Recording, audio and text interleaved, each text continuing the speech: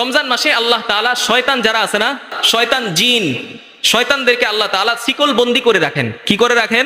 শিকল বন্দি করে রাখেন। তিরমিজি শরীফের 682 নম্বর হাদিস, আন আবি হুরায়রা রাদিয়াল্লাহু তাআলা আনহু আনহুম قال قال رسول الله صلى الله عليه وسلم, আল্লাহর নবী বলেন, ইদা কানা আউয়ালু লাইলাতিন মিন রমাদান, রমাদানের প্রথম রাত যখন আসে, রমাদানের প্রথম রাত যখন আসে, রাসূল বলেন, সুফিদাতিশ শায়াতিন ওয়া মারাদাতুল জিন্নি, শয়তান এবং অবাধ্য জিনগুলাকে আল্লাহ তাআলা শিকলবন্দি করে নেন। সুবহানাল্লাহ। এখন আপনারা অনেকে প্রশ্ন করতে পারেন, রমাদান মাসেও তো হুজুর আমরা অনেক গুনাহ করি, রমাদান মাসেও তো গুনাহ করি, অবাধ্য জিনগুলো শয়তানগুলোকে আল্লাহ বন্দি করে রাখছে, গুনাহ করি কেন? একটা কথা স্পষ্টভাবে মনে রাখবেন, বাকি 11 মাস যদি আপনি একটা গুনাহে লিপ্ত থাকেন, এটার অভ্যাসে আপনার পরিণত হয়েছে কিনা? আপনি অভ্যাসে পরিণত হয়ে গেছে। এখন আপনি রমাদান মাসে যদিও শয়তান এবং অবাধ্য জিনগুলো বন্দি, ওই অভ্যাস আপনাকে রমজানে কি করাইতেছে? গুনাহ করাইতেছে। ওই শয়তান আপনাকে কি করায় না? গুনাহ করায় না। বাকি 11 মাসের অভ্যাস আপনাকে কি করায়? গুনাহ করা। এটা আপনাকে বিশ্বাস করতে হবে। কথা বুঝতে পারছেন? হ্যাঁ, এই অভ্যাস আপনাকে গুনাহ করায়। আপনি রমাজানের বাহিরে বাকি 11 মাস রাতে আপনি শুয়ে মোবাইল হাতে নিয়ে আপনি অশ্লীল ভিডিও দেখতেন। এখন আপনি রমাজান মাসেও আপনার সেই অভ্যাস, 11 মাসের অভ্যাস, আপনি রাতেও কি শুয়ে আবার ভিডিও দেখতেছেন? হ্যাঁ, ভিডিও দেখতেছেন। তো এখানে রমাদান মাসে শয়তান অবাধ্য জিনগুলো বন্দি, কিন্তু গুনাহটা করাইতেছে কে? বাকি 11 মাসের অভ্যাস আপনাকে গুনাহ করাইতেছে। এই জন্য রাসূলুল্লাহ সাল্লাল্লাহু আলাইহি ওয়াসাল্লাম আমাদেরকে এটাও উৎসাহিত করছেন, রমাদানের 2 মাস আগ থেকেই উৎসাহিত করতেন যে তোমরা গুনাহ থেকে বেঁচে থাকো, গুনাহ থেকে বেঁচে থাকো। এই 2 মাস প্রশিক্ষণ নাও যেন রমাদানে তোমাদের আর কি না হয়? গুনাহ না হয়। এই জন্য রাসূলুল্লাহ সাল্লাল্লাহু আলাইহি ওয়াসাল্লাম বলেন যে এই রমাদান মাসে শয়তান এবং অবাধ্য জিনগুলোকে বন্দি করে রাখা হয়।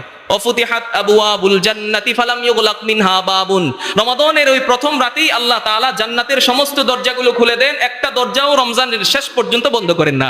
সুবহানাল্লাহ। ওয়াগুল্লিকাত আবওয়াবুন নারি ফালাম ইফতাহ মিনহা বাবুন, জাহান্নামের সমস্ত দরজাগুলো আল্লাহ তাআলা বন্ধ করে দেন, আল্লাহ তাআলা রমজানের শেষ পর্যন্ত একটা দরজাও খুলেন না।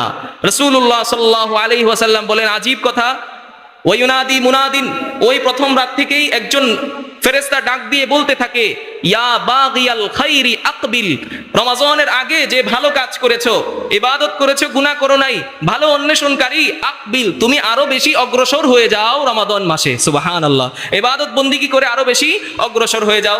আর যে গুনাহ করছে, নাফরমানি করছে, খারাপ কাজের অন্বেষী ছিল, ওই ফেরেশতা ডাক দিয়ে বলতে থাকে, ওয়া বাগিয়াশ শাররি আকসির, হে খারাপ কাজ অন্বেষণকারী, গুনাহগার, নাফরমান, তুমি এখন থেমে যাও, আর গুনাহ কইরো না।